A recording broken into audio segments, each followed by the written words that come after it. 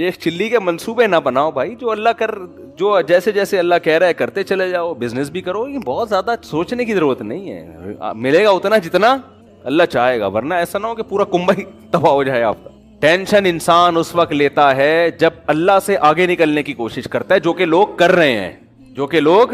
عورت چاہتی ہے کہ میرا میاں بس مجھے دیتا رہے دیتا رہے دیتا رہے, نہیں بھائی, اس سے یہ لالچ ہے, آپ کا امیج خراب ہو جائے گا شوہر کی نظر میں. وہ کہے گا میری بیوی لالچی ہے, پیسے پہ نظر لگا کے بیٹھی ہوئی ہے. اس سے ہو سکتا ہے اگر یہ استغنا ہوتا, قناعت ہوتی, اللہ بہت زیادہ, میں ایسے مردوں کو جانتا ہوں ان کے دل اتنے بڑے ہیں, وہ کہتے ہیں, مجھے بتاتے ہیں یار اگر میری بیوی میں لالچ نہ ہوتی میں اپنی ساری پراپرٹی اس کے نام کر دیتا, لیکن لالچی ہے, میرا دل نہیں کرتا. اب اس عورت کو کیا پتا کہ تو نے چند پیسوں کی لالچ میں کروڑوں روپے کا اپنا نقصان کر دیا. بعض اولاد قناعت پسند ہوتی ہے, ابا کی جائیدادوں پہ نظر نہیں رکھتی, وہ کہتے ہیں ابا آپ ہم سے لو. باپ کا دل اتنا بڑا ہو جاتا ہے, یار میں سب کچھ ان کے لیے, ان کو زندگی میں دے کے چلا جاتا ہے وہ. لیکن وہ باپ کرے گا جس کو اولاد کے بارے میں اطمینان ہوگا کہ میری دولت پہ نظر نہیں ہے, یہ میری خدمت کرتے ہیں اللہ کے لیے. لیکن جب باپ کو یہ احساس ہونا شروع ہو جاتا ہے نا یہ لالچی ہیں, ایسے باپ ہم نے دیکھے ہیں, وہ کہتے ہیں سارا ٹرسٹ میں دے دو, ان کم بختوں کے 1 روپیہ نہیں دوں گا, اور روڈ پہ پھر رہے ہوتے ہیں وہ. اور بالکل صحیح ہوتا ہے ایسے بچوں کے ساتھ. تو بھائی اللہ تو اس سے زیادہ, یہ اللہ کا تو اس سے زیادہ ہے. اللہ کہتے ہیں مجھ سے ناجائز طریقے سے چھیننے کی کوشش کرو گے, دیوالیاں نکال دوں گا تمہارا, اگر دوں گا بھی نا تو دل سے سکون چھین لوں گا. دولت کا مقصد سکون ہوتا ہے. دیکھو اللہ اگر ظاہری میں دولت چھینتا رہتا ہے نا تو آزمائش ختم ہو جاتی. ہم کہتے ہیں وہ ناجائز کرتا ہے, دیکھو اتنا وہ تو غریب ہے, اور حلال کمانے والے اتنے کروڑ پتی. تو اللہ نے ظاہری طور پر دولت حرام کمانے والوں کو بھی دی ہے, لیکن سکون اللہ نے ان سے چھین لیے. جا کے دیکھو گھروں کے اندر, ہم تو اتنے کیسز آتے ہیں, میاں بیوی میں محبت نہیں ہے, اولاد میں, بیوی شوہر مرنے والے انگوٹھے لگوا کے اپنی جائیداد اپنے نام کرا لی. صحیح ہے نا, ایسی. ایک بزرگ نے ایک بڑا اچھا واقعہ سنایا, بہت زبردست, کہ تقویٰ کسے کہتے ہیں, عورت کو ایسا ہونا چاہیے, تقویٰ اسے کہتے ہیں. یہ سوچ بن جائے نا تو بڑی سکون کی زندگی. تو وہ انہوں نے ایک واقعہ بتایا کہ ایک آدمی نے کہیں چھپ کے شادی کر لی, پرانے زمانے کا واقعہ ہے, اور پہلی بیوی کو نہیں بتایا. جب شادی کی ہے تو موت سے چند دن پہلے بتا دیا ہوگا, یا پتہ چل گیا ہوگا, یا پتہ چلنے کی وجہ سے ہی مرے ہوں گے, واللہ عالم. بہرحال وہ انا للہ ہو گیا ان کو. جیسے ہی پتہ چلا, ان کا چانس یہی ہوتا ہے کہ جب پتہ چلے گا تو اب آپ کی زندگی کے دن بہت تھوڑے سے رہے, انتقال ہو گیا. اب وہ عورت کہیں گاؤں دیہات میں دوسری زوجہ رہتی تھی, تو پہلی کو خیال آیا کہ ٹھیک ہے میرے میاں نے صحیح کیا, غلط کیا, لیکن وراثت میں اس بیوی کا حصہ بہرحال بنتا ہے. آج کل یہ سوچ, بھائی شرم, یہ میرے لیے حرام ہوگا اگر میں اس کا حصہ کھاؤں. تو جو اس کی وراثت کا بڑا کروڑ پتی آدمی تھا, وہ حصہ لے کر گئی ہے اس دوسری زوجہ کے پاس. وہ یہ کہہ بھی سکتی تھی کہ تو چھپ کے کیا ہے نا, ہم تھوڑی ذمہ دار ہیں, ہمیں تھوڑی بتایا تھا. اس کے پاس حصہ لے کے گئی وہ. یہ جب خدا کا خوف ہوتا ہے نا, لالچ نہیں ہوتی, تو ایسے ہوتا ہے. اور ایسے لوگوں کے لیے اللہ پھر رزق کے دروازے الگ طریقے سے کھولتا ہے. اس کو میں ابھی حدیث سناتا ہوں اس پہ, کیسے اللہ غیب سے رزق کے دروازے کھولتا ہے. اللہ پہلے آزماتا ہے کہ حرام کی طرف مت جاؤ, حرام میں اگر ملے گا بھی نا سکون گیا. لالچ, ہوس, یہ چیزیں انسان میں پیدا ہو جاتی ہیں. تو جب وہ اس کے پاس گئی اور کہا کہ بھائی میرے میاں نے کی ہوئی تھی, ہمیں پتہ چلا, اور اب میں تمہاری وراثت نہیں کھا سکتی, جتنا میرا حصہ اتنا ہی تمہارا. وہ بھی کتنی خاندانی. اس نے کہا کہ آپ کے شوہر نے مجھے 3-4 مہینے پہلے طلاق دے. مسئلہ یہ ہے کہ شوہر اگر 1 یا 2 طلاقیں دے اور بیوی کی عدت ہو تو عدت کے دوران عورت کو وراثت ملتی ہے. پھر اگر مرض موت میں طلاق دے دے, اب وہ ایک الگ مسئلہ ہے, لمبی بحث ہے. تو کبھی کوئی مبتلا ہو تو پوچھ لے. میں اس لیے کہہ رہا ہوں کہ ایسا نہ ہو وہ لوگ میرے بیان کو ایک مسئلہ بنا کے بھی پیش کر دیتے ہیں. لیکن عدت بھی ختم ہو چکی تھی, تو انہوں نے اس بات کا بتایا نہیں تھا, لہذا میں ان کی زوجہ نہیں ہوں, میرا حصہ. کیسی خاندانی عورتیں تھیں کہ نہیں تھیں, وہ الگ بات ہے. ٹینشن سے میاں مر گیا, وہ الگ, وہ تو عورت نہیں پسند کرتی نا, یا ہو سکتا ہے کسی اور وجہ سے مرا ہو. لیکن ہونا یہی چاہیے معاشرے میں, بھائی جو میرا حصہ نہیں ہے وہ میں کسی قیمت پہ نہیں لے سکتا. ایک خاتون نے مجھے امریکہ سے فون کیا کہ میرے شوہر نے مجھے ڈیورس دی ہے, تو وکیل یہ کہہ رہا ہے, عدالت قانونی حق یہ کہ آدھی پراپرٹی میرے شوہر کی اب کس کے نام ہوگی, بولیں میرے نام ہو, اور میرا شوہر ایسا, میرا شوہر ویسا, میرا وہ بڑا ظلم بیان کر رہی تھی. میں نے کہا آپ کا شوہر جیسا بھی تھا, نالائق تھا, ظالم تھا, جب اس نے آپ کو طلاق دے دی تو شریعت کی روح سے اب عدت کا خرچہ اور مہر کا خرچہ, اس کے علاوہ آپ کچھ اور لینے کی مجاز. امریکہ کے لاء کے حساب سے آپ نے اگر لے لیا تو قانون تو کچھ نہیں کہے گا, لیکن اللہ کہے گا آپ کو یہ پیسہ آپ کے لیے حلال. بولتے کیوں نہیں, کہہ رہی میرا میاں تو ظالم تھا. میں نے کہا جو ظلم تھا تو علیحدگی ہو گئی نا, بس تلافی ہو گئی اس ظلم کی, اب نہیں رہ رہا آپ کے ساتھ, ختم قصہ. ہاں بچوں کا خرچہ وہ کہہ رہی وہ تو ویسے ہی دے رہا ہے بچوں کا خرچہ. میں نے کہا بچوں کا لے سکتی ہیں, اپنا خرچہ اور میں نے کہا بچوں کا خرچہ بھی آپ 2 مفتیوں کو درمیان میں ڈالیں، کیونکہ امریکہ کا لا امریکہ کے حساب سے خرچہ دے گا، شریعت کس کے حساب سے مانگے گی خرچہ؟ اسلام کے حساب سے مانگے گی. تو اتنا خرچہ لینا جائز ہے جو شریعت کی روح سے صحیح بنتا ہو، اس سے زیادہ بچوں کا بھی نہیں لے سکتی، اپنا تو لے ہی نہیں سکتی. وہ خاتون میں اللہ کا خوف تھا، انہوں نے کہا میں اپنی پورا کیس ختم کرتی ہوں، مجھے نہیں چاہیے حرام پیسہ. لیکن یہ میرے پاس 18-20 بلکہ فتویٰ تو میں جب سے 20 سال ہو گئے مجھے فون پہ مسائل بتاتے ہوئے، 20 سال میں ایک کیس آیا ہے ایسا. سمجھ میں آ رہی ہے بات؟ لیکن جہاں مرد کو موقع ملتا ہے پیسہ ہتھیانے کا، مرد نہیں چھوڑتا. جہاں عورت کو موقع ملتا ہے عورت، اور وہ تو کہتے ہیں اب تو قانون ہے. بھائی یہ قانون پہلے خدا کا قانون ہے. خدا نے، اللہ نے قرآن میں بیان کیا ہے عورت کتنا پیسہ لے سکتی ہے، کتنا نہیں لے سکتی. یہ ساری چیزیں قرآن نے بیان نہ کی ہوتی پھر آپ کہتے. تو قرآن ڈیفائن کر چکا ہے. قرآن سے آگے آپ کیوں نکل رہے ہیں بھائی؟ اللہ سے آگے کیوں نکل رہے ہیں؟ قرآن کے الفاظ دیکھو، فلا وربک لا یؤمنون حتی یحکموک فیما شجر بینہم. اے نبی تیرے رب کی قسم یہ اس وقت تک مومن نہیں ہو سکتے جب تک شریعت سے فیصلہ نہ کروائیں. جب تک آپ اسلام سے فیصلہ نہیں کرواتے اللہ نہیں مانتا. ایسے تو لا الہ الا اللہ پڑھنے پر گورنمنٹ نے کوئی پابندی تھوڑی لگائی ہے. گورا 100 دفعہ پڑھ لے گا لا الہ الا اللہ محمد رسول اللہ، وہ کیوں نہیں پڑھ کے دے رہا؟ اس کو پتا ہے بھائی یہ سارا اسلام کو فالو کرنا پڑے گا. آپ صلی اللہ علیہ وسلم کے چچا ابو طالب کلمہ کیوں نہیں پڑھا انہوں نے؟ موت کے وقت نبی صلی اللہ علیہ وسلم کہہ رہے ہیں ایک دفعہ پڑھ لیں. ان کو پتا ہے پڑھنے کا مفہوم کیا ہے. مطلب یہ کہ پھر میں اپنا دین چھوڑ دیا، اس دین کو فالو کروں گا. آج پڑھتے جا رہے ہیں، کلمہ بھی پڑھتے جا رہے ہیں، لیکن اس کا نہ مفہوم سمجھ رہے ہیں، نہ اس کا مطلب سمجھ رہے ہیں، نہ اس کو فالو کر رہے ہیں. خیر جلدی سے بات کو سمیٹ کے ختم کروں. مسلمان کا لائف اسٹائل اور غیر مسلم کے لائف اسٹائل میں زمین آسمان کا فرق ہے. غیر مسلم کیلکولیٹر پہ یقین کرتا ہے. وہ کہتا ہے اتنے پیسے بینک میں، ڈبل روٹی کی قیمت اتنی ہو گئی ہے، اور انڈے اتنے روپے کے ہو گئے ہیں، 2 بچے ہی اچھے. آئی بات سمجھ میں؟ بلکہ وہ 2 بھی کہتا ہے گورنمنٹ پالے، میں کیوں پالوں؟ بیگم اپنے خرچے پہ چائے بنائے گی، میں اپنے خرچے پہ چائے بناؤں گا. میں اپنا پیسہ ایکچولی میں اپنا بزنس کسی کے ساتھ شیئر نہیں کرتا. I am main of money. اس طرح کے ڈائلاگ بھی بولے جاتے ہیں، میں پیسے کا غلام. مسلمان کیا کرتا ہے؟ ادھر جیب میں پیسہ آیا، اس کو سمجھ میں نہیں آ رہا تو کھلائے کس کو؟ وہ بیٹھ وہ مدرسوں میں خرچ کرتا ہے، وہ مسجدوں میں خرچ کرتا ہے، وہ بیوی بچوں پہ خرچ کرتا ہے، وہ ساس پہ خرچ کرتا ہے، ٹھیک ہے نا، وہ سسر پہ خرچ کرتا ہے.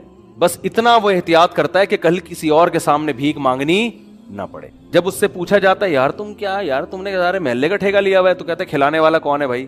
اللہ. پھر لوگ کہتے ہیں وہ آدمی تو سخیتہ غریب ہو گیا. تو یہ متاثر نہیں ہوتا ایسی باتوں سے. کہہ رہے بھائی غربت امیری اللہ کے ہاتھ میں، اگر اللہ کی مرضی سے ہو گیا تو اسی میں خیر ہوگی. وہ کیا کہتا ہے؟ بھائی ہو گیا تو اسی میں خیر ہوگی، اللہ کی مرضی یہی ہوگی. لیکن ایسا ہوتا عام طور پر ہے نہیں. اس کے ساتھ ہو گیا تو اللہ کی مرضی ہوگی، اور پتلی گلی سے یہ کہہ کے نکل لیتے. اور جو لبرل لوگ ہیں نا، جو مذہب کو نہیں مانتے، کیلکولیشن، ٹینشن، اتنی دولتیں لوگوں نے اکٹھی کی ہوئی ہیں، اتنی دولتیں. اور پھر میرے یعنی واقعات آتے ہیں نا، یار تمہارے 1 کروڑ ڈوب گیا تو تم ٹینشن میں کس بات؟ تمہارے پاس 20 کروڑ رکھے ہوئے ہیں، کیا ہو گیا؟ 1 کروڑ ڈوب گیا تو ناشتہ تو کر رہے ہو نا، پراٹھے تو کھا رہے ہو اسی طریقے سے، دوپہر کھانا بھی کھا رہے ہو، رات کھانا بھی کھا رہے ہو، تو ہٹے کٹے فٹ فاٹ تو ڈوبنے سے کوئی کچھ کمی تو نہیں آ رہی نا باڈی میں، ویسے ہی فٹ فاٹ ماشاءاللہ. لوگ پتہ ہے کیا کہتے ہیں؟ بس آخری بات بیان کر کے بیان ختم کرتا ہوں. لوگ کہتے ہیں یار بیگم تو اسی لائف اسٹائل کی عادی ہو گئی ہے نا، بزنس میں لاس ہو گیا تو بیگم کو کیسے کھلائیں؟ یہ بہت بڑا مسئلہ ہے میرڈ آدمی کہ کاروبار میں لاس ہو گیا ہے ہمارا، اب لائف اسٹائل کو اب تھوڑا سا نیچے آ گیا، بچے اسی کے عادی ہو چکے ہیں، اب میں ویسا کھلا نہیں سکتا. اب ٹینشن ہو رہی ہے. کوئی ٹینشن لینے کی ضرورت نہیں. بیگم صاحبہ کو بتا دیں بیگم صاحبہ میں یہ کھلا سکتا ہوں، آپ نے رہنا ہے رہیں، نہیں تو پتلی گلی سے. بھائی اب میں چوری تو نہیں کروں گا نا، رزق کس کے ہاتھ میں؟ اللہ کے ہاتھ. میری جو محنت ہے وہ میں کر رہا ہوں. بھائی مجھ سے جو ہو سک رہا ہے وہ میں نہیں کر رہا ہوتا، پھر تانے بھی بنتے ہیں، پھر خلا بھی بنتا ہے، پھر طلاق بھی بنتی ہے، پھر چترول بھی بنتے ہیں، سب کچھ بنتا ہے، سالوں سے پٹوانا بھی بنتا ہے. لیکن میرے بس میں نہیں ہے، رزق اللہ کے ہاتھ میں ہے. تو یہ ہے تو میں بھی سوکھی روٹی کھا رہا ہوں، اور ہمارے نبی بھی جو ہے نا فاقہ ہوتا ہے تو ہم بھی فاقہ، آج پیر کے دن نے روزہ رکھتے ہیں، تو یہ تم بھی سحری میں 2 پاپے کھا لینا، میں بھی کھا لوں گا. یا تو میں باہر پیسے کھا کے باہر جو ہے نا میں لگژری لائف گزار رہا ہوتا، گھر میں تو میں فاقوں میں رکھا ہوتا، پھر تو بات ہے. لیکن جب یہ اس سے زیادہ میرے بس میں نہیں ہے. اب کیا ہوتا ہے کہ بیگم جائے گی، بچے کہیں گے ایسے ہوگا، تو بولو بھائی میں نے اللہ کے لیے پیدا ہوا ہوں، بیوی بچوں کے لیے میں پیدا ہوا ہی نہیں. Both are made for each other ہے ہی نہیں. یہ جملہ ہی غلط تھا، یہ میں نے تمہیں صرف پٹانے کے لیے کہا تھا شادی کے موقع پہ. یہ پٹانے کے لیے کہتے ہیں نا we both are made for each other. وہ بھی کہتی ہے، وہ کیا ایک بڑا اچھا سا جملہ ہے، خیر وہ بھی کہتی ہے ہم بھی اسی لیے بنے ہیں. تو بیگم وہ تو پٹانے کے لیے بنا تھا، لیکن میں اللہ کے لیے بنا ہوں، مجھے اللہ کو خوش کرنا ہے. اللہ نے کہا ان چیزوں میں ٹینشن نہ لو، ٹینشن صرف آخرت کی رکھو، اس کے علاوہ بیگم میرے ویسے ہی سر کے بال ختم ہو چکے ہیں، ٹینشن لینے کی عمر نہیں ہے. جو کھلا دیا پلا دیا اس پہ اللہ کا شکر ادا کرو, اسی میں گزارا کرنا ہے تو کرو, ورنہ آپ پتلی گلی سے شریف خاندان کی اچھی ہوگی گزارا کرے گی, نہیں ہوگی تو چلی جائے گی, تو خوشی خوشی. لوگ کہتے ہیں پھر لوگ تانا دیں گے, ابے تو بھائی لوگوں کی پرواہ بالکل نہ کرو. 100 سال پہلے بہت سے لوگ ایسے تھے جن کو بڑی گندی گندی گالیاں پڑا کرتی تھیں, گالیاں دینے والے بھی قبروں میں, اور جن کو دی جا رہی تھی وہ بھی کہاں. نہ عزت کرنے والا رہے گا, نہ جس کی عزت کی جا رہی ہے وہ رہے گا, نہ ذلیل کرنے والا رہے گا, نہ جس کو ذلیل کیا جا رہا ہے وہ رہے گا. سب تھوڑے دنوں کی کہانی, ختم, فنش. نئی نسل آئے گی, اللہ کہے گا اس کے عمل کو اللہ دیکھے گا, اور فرشتے فائلیں لپیٹ کے چلے جائیں گے. آخرت میں پتہ چلے گا کون عزت دار تھا اور کون ناکام تھا, یہ آخرت میں پتہ چلے گا. تو فیملی میٹر میں بھی نا وہی دیکھا کرو کہ میرے بس میں کیا ہے. جو چیز بس میں نہیں ہے اس کی کبھی ٹینشن نہیں لینی ہے. یہ آپ کے بس میں نہیں ہے رزق بڑھانا بھائی, یہ اللہ کے ہاتھ میں ہے. جو آپ کے بس میں اس میں سستی نہ کرو. آپ بڑھ جائے ٹھیک ہے, نہیں بڑھے بھائی اسی پہ ہم خوش ہیں یار, اللہ اسی پہ راضی ہے, ٹھیک کوئی بات نہیں. گولے گنڈے بیچیں گے ہم تھوڑے دنوں میں, کوئی مسئلہ نہیں, دمبوں کا کاروبار کریں گے. تو بیگم کو بھی بتانا, میرڈ آدمی کے لیے نہیں بڑا مسئلہ ہوتا ہے. باپ سے تانے مل رہے ہیں, بے کماتا کیوں نہیں ہے, ماں سے تانے مل, اماں کو بتا دو اماں میرے بس میں یہی ہے, میں اس سے زیادہ نہیں کما سکتا, ایکچولی میں نہیں کما سکتا اس سے زیادہ, تو آپ مجھے رکھنا ہے رکھے, نہیں تو آپ مجھے گھر سے نکال دیں. گھر سے نکل کے جائے گا کہاں, فٹ پاتھ پہ سو جائے جا کے, 2-3 دن نیند نہیں آئے گی, پھر آنا شروع ہو جائے گی. اتنا خدا کی قسم مزہ آئے گا نا, پیسے واپس.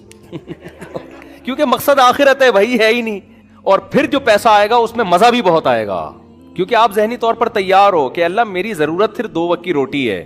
اب جو اللہ بنگلہ دے گا, گاڑیاں دے گا, تو آدمی کہے گا اللہ میں نہ اس کا مستحق ہوں, نہ مجھے ضرورت ہے, کھلایا جا رہا ہے.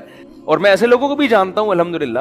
ایک میرے پاس آ کے کہتے ہیں حضرت سمجھ میں نہیں آ رہا, اتنا پیسہ آ رہا ہے سمجھ میں نہیں آ رہا, ہم تو نہ نیک ہیں اتنے, اور نہ جناب ہم نے کوئی اتنی محنت کی ہے, کیا کریں. میں کہتا شکر ادا کرو بھائی اللہ کا, اور کیا کرو, اور نیک بننے کی بھی کوشش کرو, اگر نہیں ہو تو ہے نا, شکر ادا کرو اللہ کا. ایسے لوگ بھی ہیں اور ایسے بھی ہیں, جتنا مرضی کما لو, ہائے پیسے ہی نہیں ہے, ہائے خرچے نہیں ہو رہے, ہائے یہ نہیں ہو رہا, ہائے وہ نہیں ہو رہا, تو ہائے ہائے ہائے میں ایک دن جنازہ اٹھے گا اور بالآخر قبر میں بچے پھینک کے آ جائیں, اور پھر بھول جاتے ہیں 2-4 دن بعد. بچے یاد نہیں رکھتے تو محلے والے کہاں سے یاد رکھیں گے بھائی, اور یاد رکھ بھی لیں گے تو آپ کو اسے یاد رکھنے کا فائدہ کیا ہے.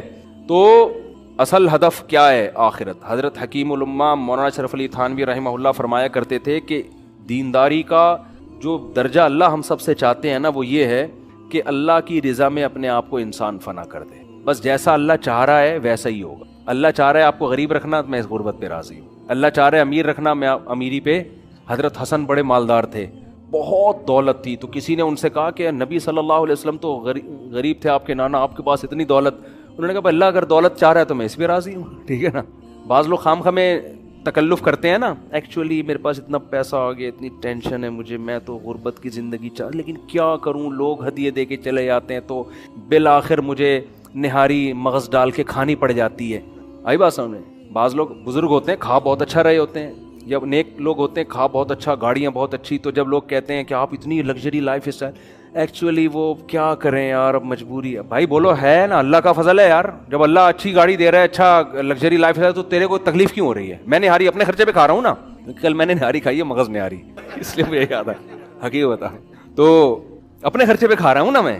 اچھا میں نے تو اپنے خرچے پہ ہی نیت تھی, لیکن وہ اس نے پیسے لیے نہیں. وہ کہے گا اپنے خرچے بھی نہیں کھائی مفتی صاحب, ایسا نہیں کرو, بیان سب سن رہے ہوتے ہیں نا, لیکن میری نیت اللہ کی قسم اپنے خرچے پہ ہی تھی. وہ اس بندہ جاننے والا نکلا, اس نے لیے نہیں پیسے.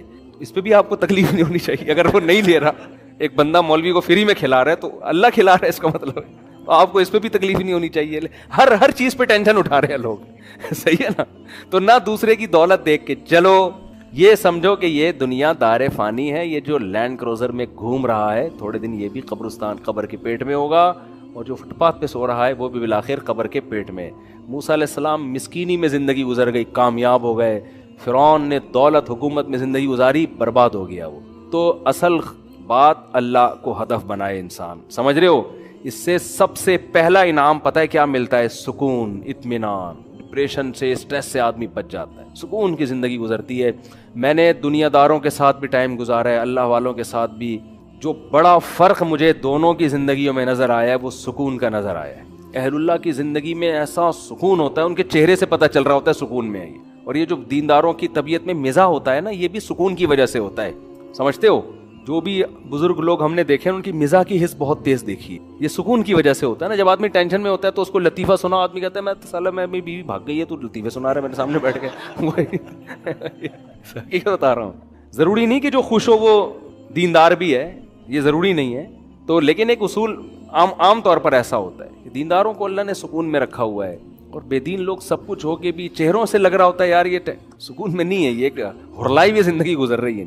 ہوس, لالچ, ادھر سے نہ چھوڑو ادھر سے نہ چھوڑو, ٹینشن, اتنا کما کے بھی ٹینشن کے چھن نہ جائے, پھر چھن نہ جائے, ضائع نہ ہو جائے.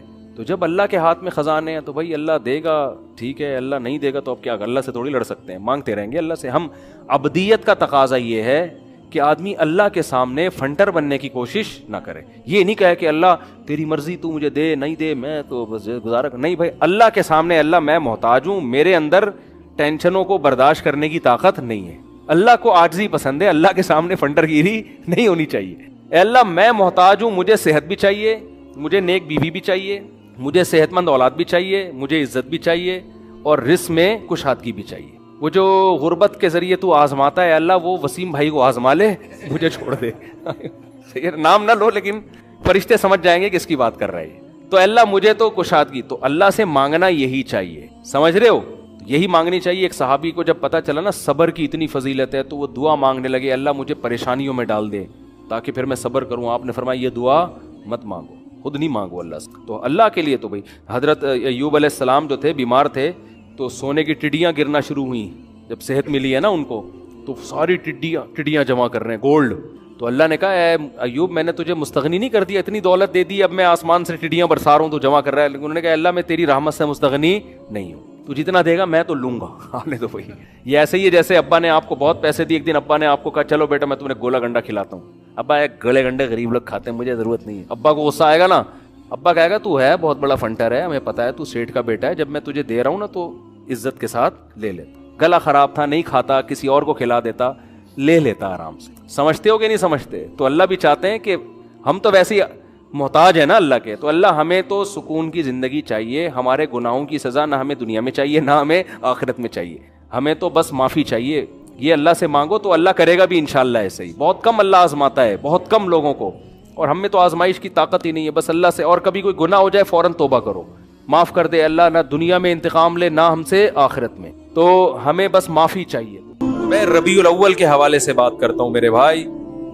جیسے یہود و نصارہ میں بہت سے لوگوں نے اپنے جو علماء تھے, انہوں نے جو مذہبی رہنما تھے, مقتدا تھے, تحریف ہمیشہ انہوں نے کی ہے. تحریف غیر نہیں کرتا, اپنے کرتے ہیں, اندر کے لوگ کرتے ہیں. گھر میں لڑائی اندر کے لوگوں سے ہوتی ہے نا, باہر والا تو گھر میں گھستا ہی نہیں, اس کو کیا پتا کیا ہو رہا ہے ان کے گھر میں. تو میں اب ربیع الاول کے حوالے سے کچھ باتیں آپ کی خدمت میں پیش کروں گا, اور میں ان پہ اپنے جو بھی قرآن و سنت کے دلائل ہیں وہ آپ کے سامنے رکھوں گا. کسی کی سمجھ میں آ جائیں ٹھیک ہے, نہیں آئے تو بھائی قیامت میں وہ خود اللہ کے سامنے جواب دے. آپ کہہ دیتے نا اللہ ہمارے پاس ان کے مفتی صاحب کے دلائل تھے, ان کے جوابات تھے, یہ جوابات ہیں, یہ پیش خدمت ہیں.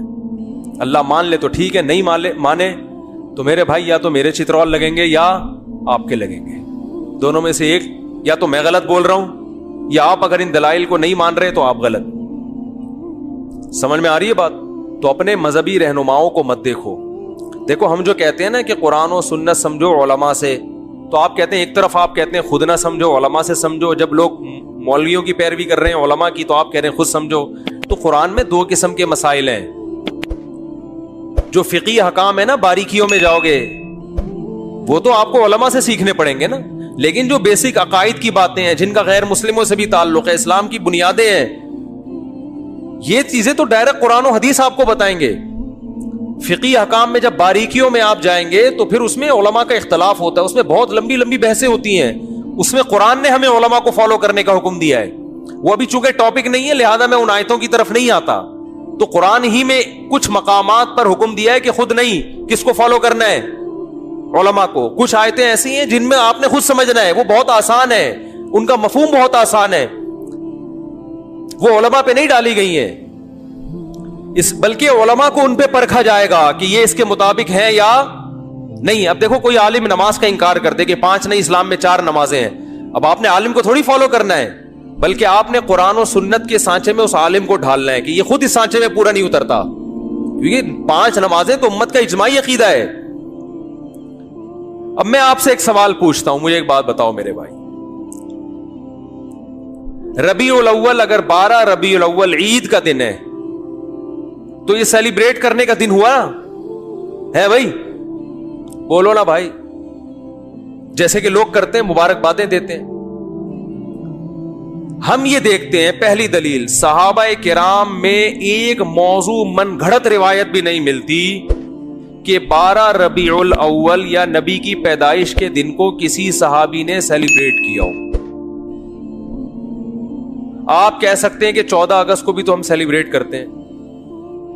یاد رکھو 14 اگست کا مذہب سے براہ راست تعلق, بولو, نہیں ہے. اس کا مذہب سے تعلق نہیں ہے, جبکہ نبی کا دن منانے کا تعلق کس سے ہے؟ مذہب سے. اس کے لیے مذہب سے ثبوت چاہیے.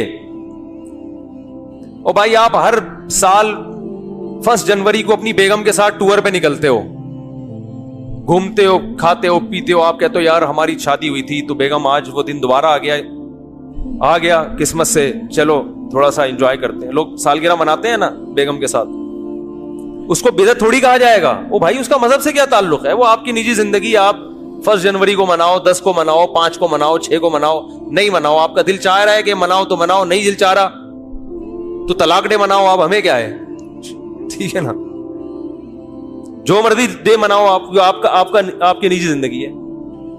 دن منانے پر گورنمنٹ کی طرف سے بھی کوئی پابندی نہیں, اللہ کی طرف سے بھی کوئی پابندی نہیں. برتھ ڈے کی ہم مخالفت اس لیے کرتے ہیں کہ ہے یہ حماقت, کہ آپ کی زندگی میں 1 سال کم ہو گیا, آپ خوشی منا رہے ہو. حماقت کا فتویٰ لگا رہے ہیں, بدعت کا فتویٰ نہیں لگاتے برتھ ڈے پر. ارے بعض کام بذات خود صحیح ہوتے ہیں, لیکن وہ جس جذبے سے کیے جا رہے ہوتے ہیں وہ جذبہ کا تکی نہیں بنتا نا وہاں پہ, اس لیے کہا جاتا ہے غلط رسم ہے. برتھ ڈے تو بالکل ہی کامن سینس کے خلاف ہے. شادی بھی ہمیں یہ ہوتا ہے کہ آپ کی فار ایگزامپل 1 جنوری کو شادی دوبارہ وہ آ گئی تو بھی کھوپڑی میں آنے والی چیز تو یہ بھی نہیں ہے, سال ہو گیا تو کیا ہو گیا, کون سا تمیز سے گزرا ہے جو آپ جو ہے نا منا رہے ہو. لیکن اگر کوئی منا رہے, نہیں جی بیگم آج ہم اچھا کھائیں گے, آج ہم جائیں گے گھومنے پھرنے, تو چلو یار آپ کی بیگم ہے, آپ دونوں لائف کو انجوائے کرو, ہم کیوں کباب میں ہڈی بنے بھائی. زیادہ سے زیادہ یہ کہا جائے گا یار یہ غیروں سے رسم آئی ہے, انگریزوں سے آئی ہے, اس سے زیادہ اس پر اعتراض نہیں ہوگا. اس کا مذہب سے تعلق نہیں ہے. برتھ ڈے پر تو 2 اعتراض ہو گئے نا, ایک تو غیروں سے آئی, دوسرا کہ یار آپ کی موت کے قریب ہو گئے اور آپ کیک کاٹ رہے ہو کہ میں 52 سال کا ہو گیا. 52 سال کے نہیں, آپ کی زندگی میں 52 سال اور کم ہو گئے ہیں, ٹھیک ہے نا. تو ابھی عبرت کا ٹائم تک کیک کھانے کا, کیک کھا کے اپنی عمر اور کم کر رہے ہو. پیسٹری اور کیکوں سے تو عمر کم ہوتی ہے نا. 52 سال کا ہو گئے, شکر ادا کرو, اب تھوڑا اچھا کھاؤ اب, ورنہ جو اس پہ شکر ادا کرو کہ آپ نے کیک کھائے ہر سال, پھر بھی اللہ نے 52 تک آپ کو پہنچا دیا. اب توبہ کر لو کیک سے. کیک اور پیسٹری تو آپ کو پتا ہے ہارٹ اٹیک کا بہت بڑا ذریعہ ہے. لیکن رسول اللہ صلی اللہ علیہ وسلم ہمیں کامل دین دے کر گئے ہیں. آپ نے ہمیں بتا دیا کہ سیلیبریشن کا ڈے کون سا ہے, عبادت کا دن کون سا ہے. اب نہ عبادت میں کمی بیشی اور نہ ان تہواروں میں کوئی کمی بیشی ہوگی. صحیح بخاری صحیح مسلم کی حدیث ہے, آپ صلی اللہ علیہ وسلم نے فرمایا, حضرت انس بن مالک راوی ہیں, کہ اللہ زمانے جاہلیت میں عرب ایک خاص دن عید منایا کرتے تھے. آپ نے فرمایا اللہ نے ان کے بدلے ہمیں 2 عیدیں دے دی ہیں, ایک عید الفطر اور ایک عید الاضحیٰ. سمجھ میں آ رہی ہے بات؟ 2 عیدیں اللہ نے ہمیں اس کے بدلے دے دی ہیں. تو اسلام میں جو عید ہے کتنی ہے؟ 2. ان عیدوں میں حکم ہے آپ اچھے کپڑے پہنے, اور اس کی کوئی لاجک بھی ہے نا. لاجک یہ کہ رمضان کے روزے ختم ہوئے, چھٹی, جسمانی خوشی بھی روحانی خوشی بھی. جسمانی خوشی یہ وہی ہوٹل کے پراٹھے شروع دوبارہ سے, گٹکے کی پرمیشن مل گئی آپ کو, یہ جسمانی. روحانی یہ کہ اللہ نے اتنی بڑی عبادت ہم سے لے لی. ویسے ایک روزہ رکھنا کتنا مشکل ہے, پورے مہینے اللہ نے روزے رکھوا دیے ہم سے, گن پوائنٹ پہ رکھوا لیے نا, فرض کر دیے. ورنہ ہمیں اختیار دیتا تو ہم تو ساری زندگی سوچتے ہی رہتے. اللہ نے کہا رکھنے پڑیں گے بس. تو چلو زبردستی اللہ نے عبادت کروا لی, مگر کروا تو لی نا, اس بہانے اللہ کا نام لینے کی توفیق مل گئی. رمضان نہ ہوتا تو رمضان کی عبادتیں ہوتی نہیں ہوتی. تو یہ دونوں خوشیاں, بقرعید میں بھی 2 خوشی. روحانی خوشی یہ کہ ابراہیم علیہ السلام کی سنت زندہ ہو رہی ہے, گناہ معاف ہو رہے ہیں قربانی کے ذریعے. جسمانی خوشی, گوشت کھانے کو مل رہا ہے تازہ, اپنے ہاتھوں کا ذبح کیا ہوا. یقین ہے گائے کا ہی ہے, بکرے کا ہے, یقین ہے, ورنہ کیا پتا بھائی کیا کیا لوگ ہوٹلوں میں کھاتے ہیں کھلاتے ہیں. تو وافر مقدار میں گوشت کھانے سے بڑے فائدے ہوتے ہیں. بیان بھی ہمارے جبھی سمجھ میں آتے ہیں. لوگ جو اعتراض کرتے ہیں نا مجھ سے بھی, کیا بیٹھ کے باتیں کر رہے ہوتے ہیں شادیوں کی, بھائی آپ جب سبزی کھاؤ گے تو نہیں سمجھ میں آئے گی یہ باتیں. سبزی کھانے والے کی سمجھ میں, ہندو بہت زیادہ اعتراض کرتے ہیں اسلام کی 4 شادیوں پر, بھائی جب سبزی کھاؤ گے تو کہاں سے سمجھ میں آئیں گی یہ باتیں, گوشت کھاؤ. تو خیر دونوں دو اللہ نے عیدیں دی. اب مجھے ایک بات بتاؤ کہ ہم دیکھتے ہیں کہ رسول اللہ صلی اللہ علیہ وسلم کے دور میں ربیع الاول درجنوں دفعہ آیا. آپ صلی اللہ علیہ وسلم کے دنیا سے جانے کے بعد کا ٹائم بھی اگر ملایا جائے اور آپ کا ٹائم ملایا جائے تو درجنوں بار آیا ہے. یعنی کوئی ایک ضعیف سے ضعیف روایت بھی نہیں ملتی کہ اس مہینے کو صحابہ کرام نے دوسروں مہینوں سے کوئی الگ حیثیت دی ہو, کہیں بھی نہیں ملتا. حتیٰ کہ رسول اللہ صلی اللہ علیہ وسلم کی جو تاریخ ولادت ہے وہ بھی 12 بنتی نہیں ہے کسی حساب سے. فلکیات کی روح سے اگر آپ کیلکولیشن کریں نا بیٹھ کے, تو نہ تاریخ وفات 12 ربیع الاول بنتی اور نہ تاریخ ولادت. دیکھو اسلامی تہوار جو ہوتے ہیں نا, بلکہ دنیا میں کسی بھی مذہب کے جو تہوار ہوتے ہیں ان کی ڈیٹ میں کسی کا اختلاف نہیں ہوتا, کیونکہ وہ ایسی چیزیں جو تمام اہل مذاہب کو جوڑ دیتی ہے. جیسے ہندو جو ہولی مناتے ہیں, جہاں بھی دنیا میں ہندو پایا جائے گا ایک ہی دن پہ منائے گا وہ ہولی. عیسائی کرسمس مناتے ہیں پوری دنیا کے کس دن, 25 کو. تہواروں میں اختلاف کسی مذہب میں نہیں ہوتا. مسلمان عید الفطر مناتے ہیں 1 شوال کو. کسی بھی مسلک کا مسلمان ہوگا شوال کی پہلی تاریخ, کیا دیوبندی, کیا بریلوی, کیا اہل حدیث, کیا شیعہ, کیا سنی, کیا حتیٰ کہ جو یعنی جن کی صرف اسلام کی طرف اپنی نسبت کرتے ہیں وہ لوگ, چاہے اسلام سے ان کا تعلق ہو نہ ہو, عید تہوار 1 شوال وہ الگ بات ہے. 1 شوال میں فرق آتا ہے کہ ہمارے یہاں 1 شوال ایک دن پہلے تو وہاں ایک دن بعد, لیکن ہے 1 شوال. اور بقرعید 10 ذی الحجہ, ان میں کہیں اختلاف نہیں ہوتا.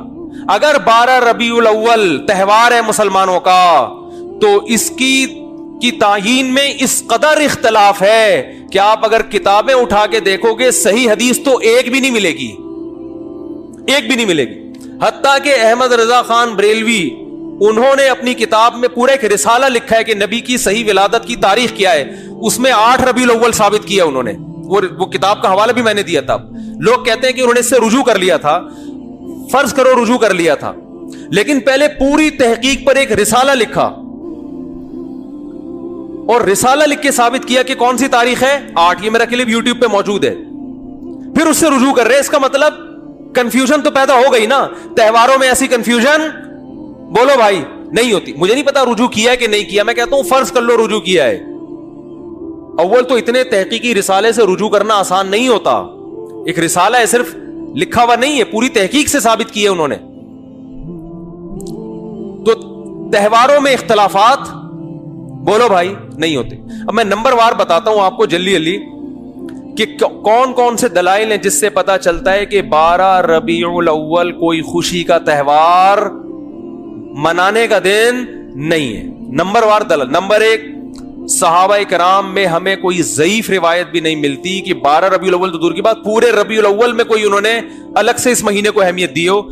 اسلام میں 4 مہینے محترم ہیں, ان میں ربیع الاول کا نام نہیں آتا. سمجھ میں آ رہی ہے بات؟ اشہر حرم ہے نا 4 مہینے محترم, ان میں ربیع الاول بولو بھائی نہیں ہے. حالانکہ نبی صلی اللہ علیہ وسلم اگر اس مہینے کو الگ سے اہمیت دیتے تو آپ صلی اللہ علیہ وسلم ان 4 محترم مہینوں میں جن میں قتال ناجائز تھا ان میں ربیع الاول کو سب سے پہلے رکھتے آپ. یہ دوسری دلیل مستقل ہو گئی ہے کہ اسلام میں جب 4 مہینوں کو محترم قرار دیا گیا تو اس میں ربیع الاول کا بولو نا نہیں ہے. تو پہلی دلیل، نبی صلی اللہ علیہ وسلم نے اپنے دور میں کبھی بھی نہیں منایا، کوئی ایک ضعیف حدیث بھی نہیں ملتی. لوگ کہتے ہیں پیر کا روزہ رکھا ہے، میں اس طرف آ رہا ہوں ابھی. نمبر 2، صحابہ کرام نے خلفائے راشدین کے دور میں کوئی ایک جھنڈی کیا ایک تنکے کا بھی ثبوت نہیں ملتا کہ الگ سے اس مہینے کو کوئی پروٹوکول دیا ہو. نمبر 3، اسلام میں 4 مہینے محترم قرار دیے گئے، ان میں ربیع الاول کا تذکرہ بولو نہیں ہے. نمبر 4 کہ اسلام میں 2 عیدیں تو بڑی ہیں اور ایک عید ہے جمعے کی جو چھوٹی عید کہلاتی ہے. اس کا بھی عید کے ساتھ لک ہے نا، ایک روایت میں اس کو عید قرار دیا گیا ہے اور اس میں عید کے کچھ احکامات بھی ہیں، صرف زبانی کلامی قرار نہیں دیا گیا بلکہ عید کے بولو بھائی کچھ احکامات بھی ہیں. جب کہ مسجد آتے ہیں نا تو جمعے کے دن بھی نہا دھو کے، عید کے دن بھی اجتماع ہوتا ہے، جمعے کے دن بھی اجتماع ہوتا ہے، عید کے دن بھی 2 رکعتیں ہوتی ہیں، جمعے کے دن بھی 2 رکعتیں، عید کے دن بھی خطبہ ہوتا ہے، جمعے کے دن بھی خطبہ ہوتا ہے. یہ ساری مشابہتیں کس کے ساتھ ہیں؟ عید بھی جمہور علماء کے نزدیک صرف شہر میں جائز ہے، عید بقرعید کی نماز گاؤں میں دیہاتوں میں جائز نہیں ہے. جمعہ بھی انہی جمہور علماء کے نزدیک صرف شہر میں جائز ہے، گاؤں دیہاتوں میں جمعہ جائز نہیں ہے. تو سارا لک آ رہا ہے کہ نہیں آ رہا؟ اور اس کو عید قرار. اور ایک مزید مشابہت کہ نبی صلی اللہ علیہ وسلم نے فرمایا کہ جمعے کے دن کو روزے کے ساتھ خاص مت کرو. جائز ہے روزہ رکھنا لیکن اسپیشل اس کی کوئی فضیلت نہیں ہے. پہلے سے رکھتا آ رہا ہے کوئی کنٹینیو تو ٹھیک ہے، الگ سے یہ کہنا کہ آج جمعے کا دن ہے بڑا دن ہے تو میں روزہ رکھوں گا یہ ٹھیک نہیں ہے. کیوں؟ عید کے دن روزہ نہیں ہوتا نا، تو اب بڑی عید تو نہیں ہے لہذا روزے کو مکروہ قرار دیا گیا. اب مجھے ایک بات بتاؤ، سب سے پہلے جو قوم آئی وہ یہودی تھے نا، ان کے لیے جو بڑا دن تھا گویا مجازی عید تھا، وہ ہفتے کا دن تھا یا نہیں؟ آج بھی یہودی ہفتہ مناتے ہیں، ان کی مجازی عید کون سی تھی؟ ہفتہ. اس کے بعد آئے عیسائیوں کے لیے کون سا دن ہوا؟ اتوار. اس کے بعد آئے مسلمان، تو کون سا ہونا چاہیے تھا؟ پیر کا دن نبی کی ولادت کا دن بھی ہے، اس بات کے زیادہ لائق تھا کہ یہ بڑا دن بنا دیا جاتا، اور اس بات کے لیے بھی کہ وہ ہفتہ اتوار پھر ہم اس کے بعد پیر. لیکن ریورس گیئر لگا دیا اسلام نے، نا نا نا نا نا نا، پیر کا دن نہیں بنے گا تمہارے لیے. بہت مشکل ہے بات سمجھانا، بہت مشکل. ماموں کو سمجھانا بولو بھائی بہت مشکل. ماموں بنانا آسان ہے، ماموں کو سمجھانا مشکل. تو اسلام نے پیر کے دن کو پروٹوکول حالانکہ بنتا بھی تھا اور قیاس کا تقاضا بھی تھا کہ وہ ان کا جمعہ ہے، ان کا ہفتہ ہے، ان کا اتوار ہے تو ہمارا پیر ہونا چاہیے، ریورس. ورنہ بدعتیوں کو موقع مل جاتا کہ اسلام میں بڑا دن اس لیے ہے، پیر اس لیے کہ اس میں نبی کی ولادت، وہ سیلیبریٹ کرتے، اس کو مناتے، اور انہی بے اعتدالیوں کا شکار ہوتے جس کے یہود و نصارہ شکار ہوئے ہیں. کیونکہ وہ دیکھ لیا تھا اسلام نے کہ وہ یوم ولادت پہ کیا کرتے ہیں. یہ فلسفہ ختم کر دیا اسلام نے. کتنے دلائل ہو گئے ہیں؟ 3 ہو گئے، 4 ہو گئے، جتنے بھی ہو گئے بعد میں لکھ لینا اس کو. ہمیں آم کھانے سے مطلب ہے پیڑ گننے سے. بعض لوگ کہتے ہیں رسول اللہ صلی اللہ علیہ وسلم نے بھی اپنا یوم ولادت منایا ہے، اور آپ صلی اللہ علیہ وسلم پیر اور جمعرات کا روزہ رکھتے تھے. کسی نے پوچھا پیر کا روزہ کیوں رکھتے ہیں؟ آپ نے فرمایا میرا یوم ولادت ہے. پہلی بات یہ کہ اس سے تو پیر کا دن منانا ثابت ہوا. 12 ربیع الاول کا روزہ تو پھر بھی ثابت نہیں ہوتا نا. 12 تاریخ کو تو آپ نے کہیں بھی نہیں ملتا، بلکہ اسی حدیث سے اگر آپ دلیل پکڑتے ہیں تو اسی حدیث سے تو ثابت ہوتا ہے کہ پھر پیر کو مناؤ. 12 ربیع الاول کو پھر بھی منانا ثابت نہیں ہوتا، کہیں بھی نہیں ہے کہ 12 تاریخ کو نبی نے روزہ رکھا ہو. دوسری بات کہ پیر کو آپ صلی اللہ علیہ وسلم نے روزہ رکھا تو اس میں آپ نے اس کے تہوار ہونے کی اور نفی کر دی ہے، کیونکہ روزہ اور تہوار جمع نہیں ہوتے. روزہ رکھ کے آپ نے بتا دیا کہ اس دن کو سیلیبریٹ کرنے کا کہ تصور کو میں جڑ سے ختم کر رہا ہوں. عید الفطر کے دن روزہ ہوتا ہے. دیکھو پیر کا دن اس بات کی بھی امکان تھا کہ تہوار بھی ہو سکتا ہے اور نہیں بھی ہو سکتا. ہمیں دوسرے دلائل سے پتا چلا کہ یہ تہوار نہیں ہے، لیکن نبی صلی اللہ علیہ وسلم نے ان دلائل پر مہر لگا دی روزہ رکھ کے. کیا کر دیا بھائی؟ مہر لگا دی کہ اس میں سیلیبریشن کا جو تصور ہے نا وہ کھرچ کھرچ کے ختم کر دیا جائے. کسی بھی دن کو روزہ رکھ کے منایا نہیں جا سکتا. خوشیاں ہمیشہ کھا پی کے منائی جاتی ہیں, بھوکا رہ کے نہیں منائی جاتی. کھانے پینے کے دن ہوتے ہیں خوشی کے دن. میں اس کی بہت سی مثالیں دیتا ہوں. آپ کا بیٹا پاس ہو گیا اچھے نمبروں سے, اتفاق سے, کراچی میں ہے تو ظاہر ہے پھروں سے پاس ہوا ہوگا, لیکن اس سے غرض نہیں, پاس ہو گیا, اچھے نمبر آ گئے اس کے. لوگ کہتے ہیں بہت خوشی ہوئی جی آپ کا بیٹا پاس ہو گیا, کچھ مٹھائی تو ہونی چاہیے. آپ کہتے ہیں ٹھیک ہے, خوشی میں کل صبح کا ناشتہ گول. نہ آپ نے صبح کا ناشتہ کرنا ہے نہ میں نے, بھوکا رہ کے سیلیبریٹ کریں گے, خوشی منائیں گے. کبھی ایسا دیکھا آپ نے؟ کیا ہو گیا بھائی؟ آپ کہہ سکتے شکرانے میں تو لوگ روزے رکھتے ہیں, تو شکرانے میں روزہ رکھنا وہ تو ایک عبادت ہے نا. ہم تو سیلیبریشن کی بات کر رہے ہیں. شکرانے میں روزہ اس لیے کہ اپنے آپ کو تھکایا جاتا ہے, تو وہ تو ایک عبادت ہے نا روزہ, تو اس میں تو اپنے آپ کو تھکائیں گے آپ. خوشی منانا میں کھانا پینا کے بغیر خوشی نہیں منائی جاتی. خوشی میں کھانا پینا لازمی عنصر ہے. دنیا کے ہر مذہب میں, دنیا میں کوئی ایسا مذہب نہیں ہے جو خوشی بھوکا رہ کے مناتا ہو. دیکھو نبی صلی اللہ علیہ وسلم نے فرمایا للصائم فرحتان, روزے دار کے لیے دو خوشیاں ہیں, فرحتیں ہیں. ایک جب جنت میں اجر ملے گا, اور ایک جب افطاری کے لیے بیٹھتا ہے وہ. تو روزے دار کو بھی خوشی روزہ رکھ کے نہیں ہوتی, روزہ کھا کے ہوتی ہے. کیا مطلب؟ نبی نے بتایا کہ صبح سے شام تک جو تم خوشی لیس زندگی تم نے گزاری ہے نا روزے کی حالت میں, اس میں خوشی بالکل بھی نہیں تھی, فرحت نہیں تھی. تو دو فرحتیں تمہیں ملیں گی, ایک دنیا سے جانے کے بعد اور ایک دنیا میں. جو دنیا میں جو روزے کی فرحت ہے وہ روزے کے دوران نہیں ملے گی, وہ جب پکوڑے کھانے کے لیے افطاری میں بیٹھو گے, پھوڑو گے طبیعت سے. وہ بھوک میں آپ کو پکوڑوں کا مزہ کتنا ٹائٹ ہے کہ نہیں ہے.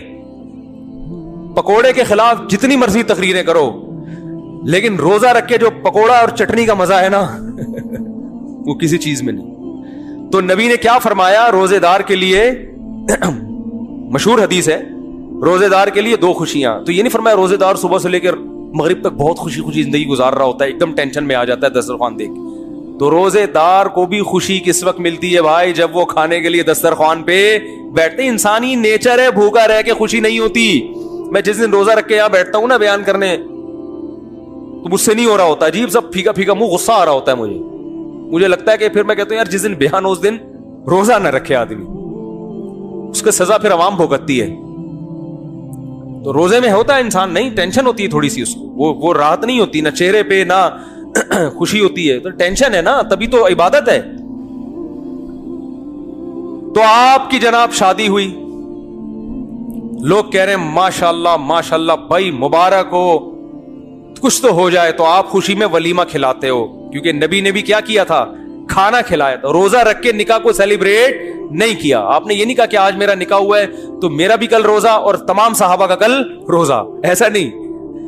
صحابہ عرض کرتے یا رسول اللہ آپ کا نکاح ہوا ہے, روزے تو ہم رکھتے ہیں, لیکن یہ تو روزے کا موقع نہیں, یہ تو خوشی کا موقع ہے, اس میں تو کھانا کھلانا ہے. یہاں تک کہ نبی نے سفر میں نکاح کیا تو سفر میں آپ کے پاس ولیمے کے اسباب نہیں تھے, تو آپ نے صحابہ سے فرمایا, رخصتی ہوئی, اگلے دن آپ نے صحابہ سے فرمایا کہ جس کے پاس کوئی کھانے کی اچھی چیز ہے دسترخوان پہ لے آؤ, سب مل کے کھائیں گے. تو اپنے خرچے پہ بھی کھلانا ضروری نہیں ہے ولیمے میں. اگر نہیں ہے بھائی ابھی سفر میں ہے, کوئی بات نہیں یار, تھوڑا سا اللہ گلہ ہو جائے گا, آؤ سب بیٹھ کے ایک دسترخوان پہ کھاتے ہیں, اس کا اپنا مزہ ہے نا. تو نبی نے ہمیشہ خوشی منائی ہے کھانا کھا کے, روزہ رکھ کے خوشی نہیں دنیا کے کسی مذہب میں نہیں منائی جاتی. تو پیر کے دن آپ صلی اللہ علیہ وسلم نے روزہ رکھ کے اپنے یوم ولادت میں سیلیبریشن کے اور سیلیبریٹ کرنے کے کانسیپٹ کو ہمیشہ کے لیے جڑ سے ختم کر دیا. اب جو نبی کا سچا عاشق ہوگا وہ ربیع الاول کو خوشیاں نہیں منائے گا. بہت زیادہ کچھ کرے گا تو روزہ رکھ لے گا. ہم تو کہتے ہیں اس کے لیے بھی ثبوت چاہیے روزہ رکھنے کے لیے بھی. لیکن اگر آپ کوئی قیاس کر کے ادھر ادھر سے نکالتے بھی ہو تو زیادہ سے زیادہ روزہ مل جائے گا. دیکھو خوش ہونا الگ چیز ہے, خوشی منانا الگ چیز ہے. ربیع الاول میں خوش ہونے پر پابندی نہیں ہے. اگر کوئی اس لحاظ سے ربیع الاول کا مہینہ سوچ کے خوش ہوتا ہے کہ اس میں نبی کی ولادت ہوئی تھی, اس کو مناسبت ہے, تو خوش ہونے پر گورنمنٹ کی طرف سے بھی کوئی پابندی نہیں اور اللہ کی طرف سے بھی کوئی پابندی نہیں ہے. خوشی تو کسی بھی بات پہ ہو سکتی ہے نا. ربیع الاول سے محبت بھی ہو سکتی ہے کہ یار اس مہینے میں نبی پیدا ہوئے تو مجھے اس میں محبت ہے, کوئی پابندی نہیں, بلکہ عین نبی سے محبت کا تقاضا ہے.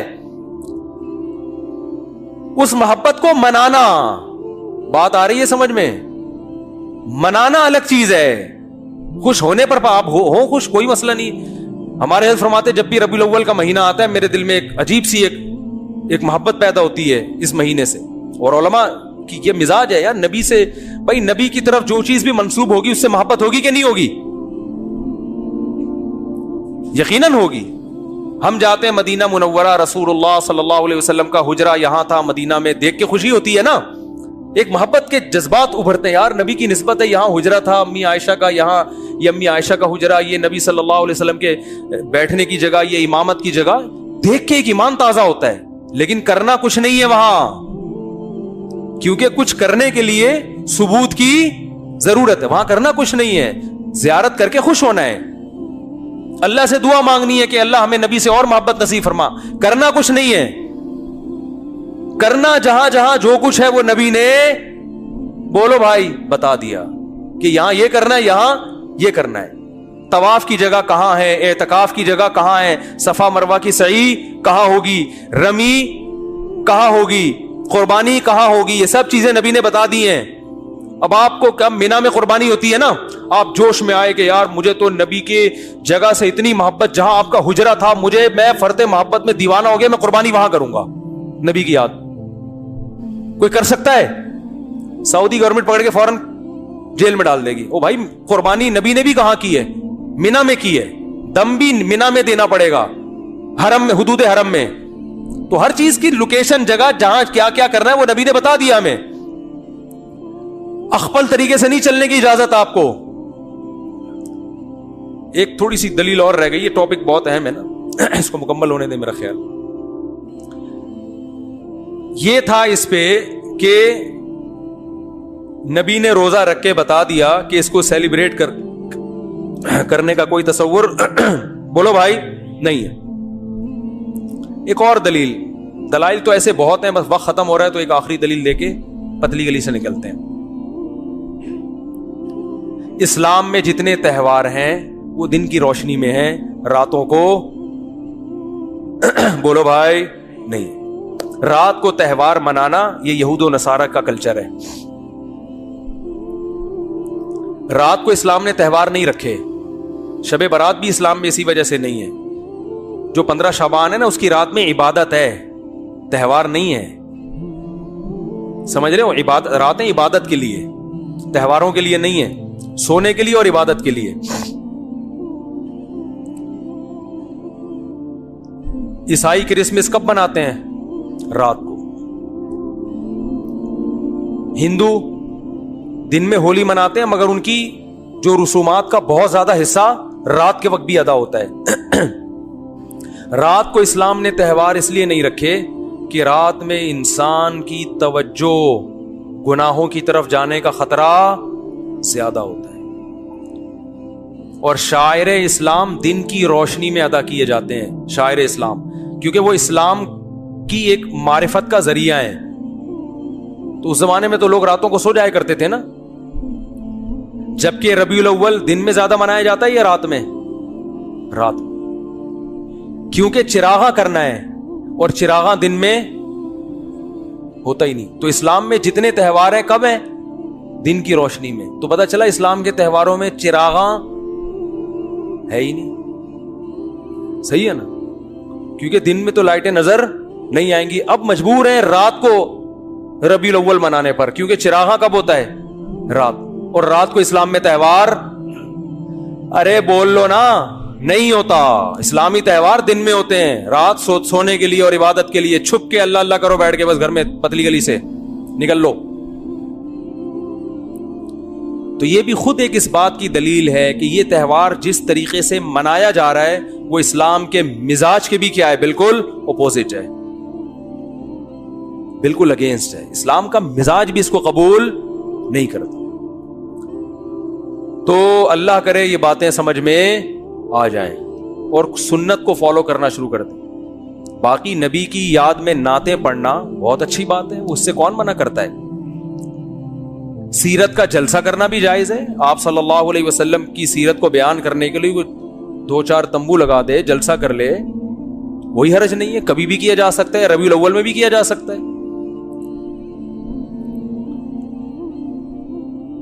سیرت پر بیان کرنے میں بھی کوئی پابندی, بلکہ عین عبادت ہے سیرت پر بیان کرنا. کسی بھی مہینے میں ہو سکتی ہے, ربیع الاول میں بھی ہو سکتی ہے.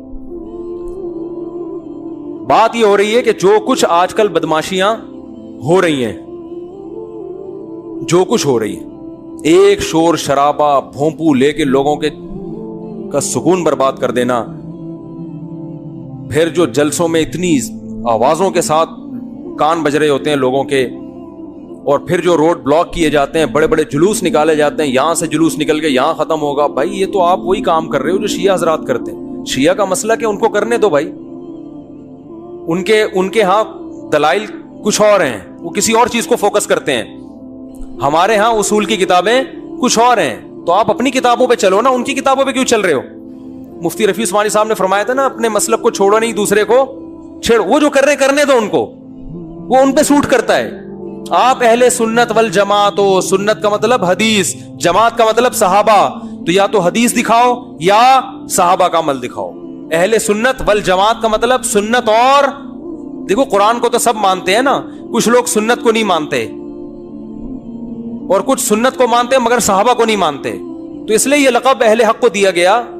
جو جنتی فرقہ ہوگا وہ اہل سنت والجماعت ہوگا, یعنی وہ حدیث کو بھی مانتا ہے اور صحابہ کی جماعت کو بھی مانتا ہے. تو یا تو بھائی کوئی صحیح حدیث دکھاؤ, یا صحابہ کا عمل دکھاؤ, یا فقہا سے دکھا دو جو قرآن و سنت ہی بیان کرتے ہیں. امام حنیفہ نے کہیں فرمایا, امام شافعی نے کہیں فرمایا, امام مالک نے کہیں فرمایا, امام احمد بن حنبل نے فرمایا, کسی نے بھی نہیں فرمایا. تو پھر جن لوگوں کی طرف آپ نسبت کرو انہوں نے فرمایا, انہوں نے بھی فرمایا نہیں ہوتا. کون سا کوئی بیٹھ کے جا کے کتاب دیکھ رہا ہوتا ہے کہ وہ ایک چھوٹا سا چٹکلا سنا دوں بس جلدی سے بات ختم ہے. وہ ایک صاحب تبلیغ میں گئے, سچا واقعہ بتا رہے ہیں کہ میں ایک آدمی کو دیکھا بیان کر رہا ہے, بیان کے دوران کہہ رہے ہیں فرمایا کہ جو آدمی نماز نہیں پڑھتا ایسے جیسے زنا کرتا ہے. فرمایا کہ جو آدمی نماز نہیں پڑھتا ایسے جیسے سود کھاتا ہے. فرمایا کہ جو آدمی نماز نہیں پڑھتا ایسے ہے جیسے چوری کرتا ہے. اب یہ صاحب کہہ رہے ہیں یار یہ حدیثیں تو میں نے کبھی زندگی میں سنی نہیں. فرمایا یہ بھی فرمایا, نبی نے کیا کیا یہ تو پہلی دفعہ سن رہا ہوں, اور کسی عالم سے نہیں عامی آدمی سے. کہہ رہے میں نے اس کو پکڑ لیا. میں نے کہا یار یہ کس نے فرمایا؟ کہہ رہے ہم نے فرمایا. کس نے فرمایا؟ وہ پھر بھی نیک آدمی تھا, اس نے نبی کی طرف نسبت نہیں کی, صرف فرمایا بولا, پھر بھی نیک تھا. ہمارے ہاں تو بزرگوں کی طرف جھوٹی نسبت, حدیث کی طرف جھوٹی نسبت. تو وہی حال ہے میرے بھائی, یہ ایک جھوٹ کا پلندہ ہے جو ہول سیل کے حساب سے. ایک اور دلیل ذہن میں آئی ہے بیٹھے بیٹھے کہ جو بھی مسلمانوں کی کسی بھی قوم کے تہوار ہوتے ہیں نا, ان میں ایک بہت بڑی دلیل یہ ہوتی ہے کہ پوری قوم مناتی ہے. وہ کیا کرتی ہے؟ پوری قوم مناتی ہے. جیسے 25 دسمبر کو چاہے کتنا بھی لبرل عیسائی ہوگا نا, وہ بھی چھٹی لے کے چلا جائے گا, وہ بھی کچھ نہ کچھ منائے گا, چاہے وہ مذہب کو بالکل نہیں مانتا. جیسے ہمارے یہاں عید الفطر میں چاہے مذہب کو نہیں بھی ماننے والے پھر بھی عید کو منا ہی لیتے ہیں نا. دیکھو فنکار اداکار کتنا عید مناتے ہیں, حالانکہ مذہب میں عام طور پہ یہ پیچھے ہوتے ہیں. تو سب کسی نہ کسی درجے میں عید منا لیتے ہیں. یار انگلی کٹا کے شہیدوں میں نام لکھوا لو, یہ تو آج ہمارا مشترکہ تہوار ہے, بقرعید بھی عید بھی. لیکن ربیع الاول جس طرح سے منائی جاتی ہے, 12 ربیع الاول, آپ کو ایک گلی پہلے تو ملکوں میں دیکھ لو. ایک منٹ رفیع بھائی آج تھوڑا سا فارم میں آیا وہ, آپ ملکوں کو دیکھ لو. یہ دلائل پھر کٹ کے پھر مزہ نہیں آئے گا نا, ابھی جو جس ٹون میں چل رہا ہوں یہ پھر کمپلیٹ ہو جائے گا موضوع. دلائل آتے رہیں گے, بس یہ دلیل ہٹ کے میں ہٹ جاتا ہوں یہ دلیل بیان کر کے. دیکھو پہلے تو ملکوں کو دیکھ لو. سعودی عرب میں جہاں سے اسلام شروع ہوا وہاں نہیں منائی جاتی, پورے ملک میں پتہ ہی نہیں کسی کو. دبئی میں بھی اب صرف چھٹی کی گئی ہے, ورنہ 1400 سال سے کوئی چھٹی وٹی نہیں ہوتی تھی. اب جا کے گورنمنٹ نے سنا ہے کچھ 12 والوں کو چھٹی کا قانون پاس کی, تو ظاہر ہے جو 1400 سال سے چلا رہا تھا وہ صحیح تھا نا, اب تھوڑی صحیح ہوگا. ایک آدمی نے مجھے کہا سوڈان میں بھی 3 طلاقوں کو ایک کہنے کا قانون پاس ہو گیا ہے. میں نے کہا سوڈان میں اسلام صدیوں پہلے آیا تھا, ایک 1200 سال پہلے, 1200 سال سے تو 3 تھیں, اب جا کے کیا ہو رہی ہیں ایک. یا تو وہ صحیح تھا یا یہ صحیح ہے.